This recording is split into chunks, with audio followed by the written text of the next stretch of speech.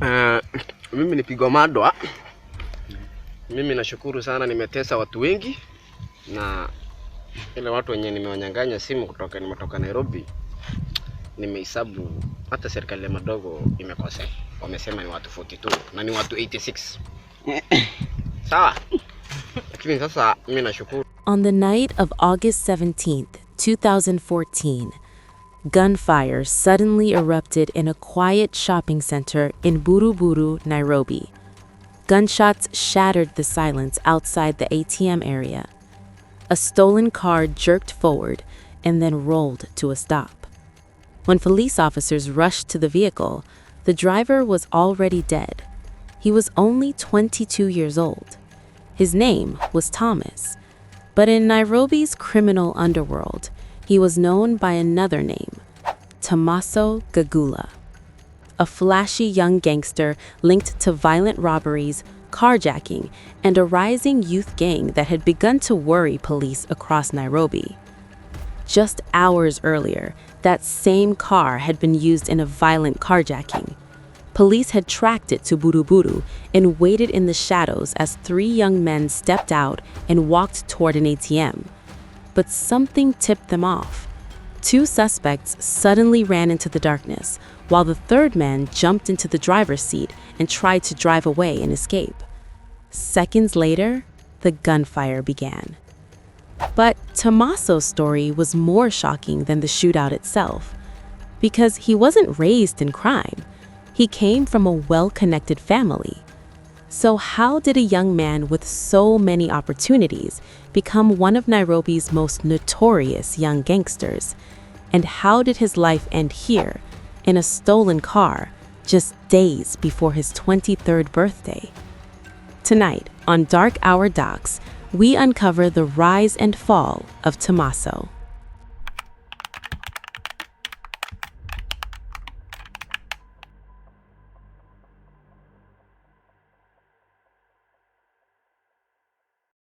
Tomaso was not supposed to become a criminal.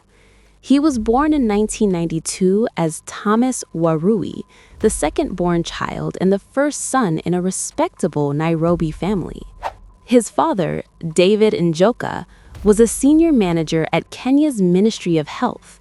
His mother, Catherine Timitra, worked as a peer counselor at Kenyatta University. By every measure, Tomaso's childhood began with advantages many young people could only dream of. His mother was known as a devoted Christian, a woman who believed deeply in discipline, education, and strong moral values. Together with his siblings, Tomaso was raised in a structured household where faith, education, and respect were taken seriously. What would make his story even more unusual was where he grew up. Unlike many gangsters whose stories begin in the crowded alleys of informal settlements, Tomaso spent his early years in an estate, a quiet and relatively affluent suburb in Nairobi during the early 2000s. Life there was comfortable, and Tomaso fit right in. Like most Kenyan parents who want the best for their children, his parents invested heavily in his education. Tomaso completed his primary school education in Nairobi and performed well enough to earn admission to Pioneer School, a respected private secondary school in Maraba. For his parents, it was proof that their sacrifices were working. Their son was on the right path.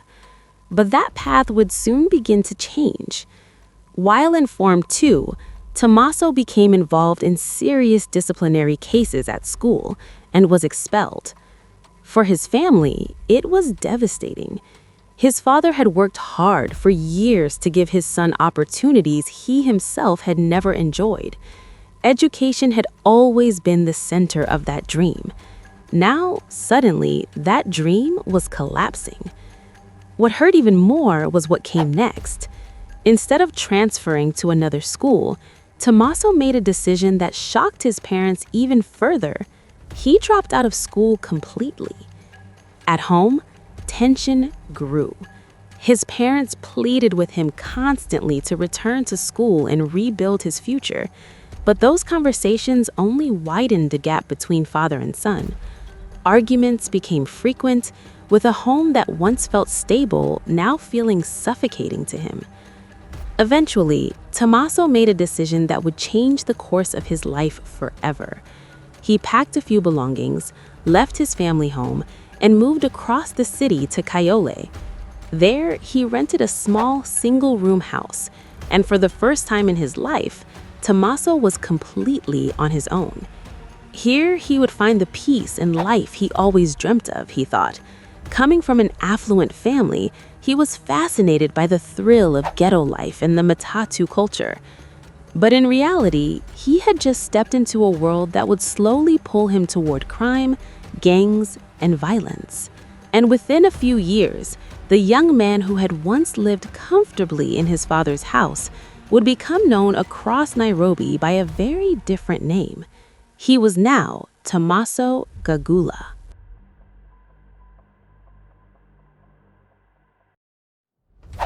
He'd spend most of his days hanging around touts, and as the adage goes, he became one. One person who ushered him into the touting life was the dreaded gangster Kayole-CBD, himself a seasoned tout. A founder of the Mauki family gang, Kayole would later die after posting on Facebook that the police were closing in. Tomaso's charm and interpersonal skills had quickly caught Kayole's attention. With his help, Tomaso secured a job as a tout for a new matatu in Kayole called Telebang. It was here that his journey as a tout truly began. To celebrate this new life and blend in, he even got silver teeth, embracing the image of the street he now called home. Together with his crew, Tomaso spent his days plying the busy Kayole-CBD route, often enjoying this sweet life. In his own words, this was the best life ever. When not working, he spent nights indulging the green herb from Meru and dancing to reggae music at his favorite clubs. He became so popular in these venues that even the celebrated reggae DJ and founder of Raw Style Entertainment, Musical Sheriff, counted him as a personal friend long before the DJ became a household name. Tomaso's love for reggae also led him to travel to Ukambani for the burial of celebrated MC Daddy Konya, who had died during the Westgate Mall terror attack. But beneath this carefree life lay another truth. His lifestyle was not solely supported by touting. At night, he became one among a gang of robbers and carjackers. Police suspected him, but could never pin him down, lacking sufficient evidence. However, his luck was slowly running out. One night, during a matatu hijacking, a witness reported that she recognized the voice of one of the hijackers. It was Tomaso. You would think that after being exposed, he would lay low, but not him. Tomaso continued his day-to-day life, thinking of himself as the smoothest criminal alive. Together with his team, they continued to dominate the reggae scene, blending nightlife and crime effortlessly. On March 12, 2014, Tomaso and his crew attempted to rob a petrol station along Kanguno Road. The robbery failed, and they fled, as the police were now actively on their radar. The very next day, police approached his parents at their home, pleading with them to intervene and guide their son away from the dangerous path he was treading. But, as is often the case in such situations, the urgency of the warning didn't fully register at the time. That same day, when his parents called to confront him about the police claims, Tomaso refuted them entirely. He even posted a warning on Facebook directed at DCI detectives. You only have one life to live. You live to the fullest, not knowing what happens tomorrow. Fearless and brazen, Tomaso Gagula was now fully living on the edge.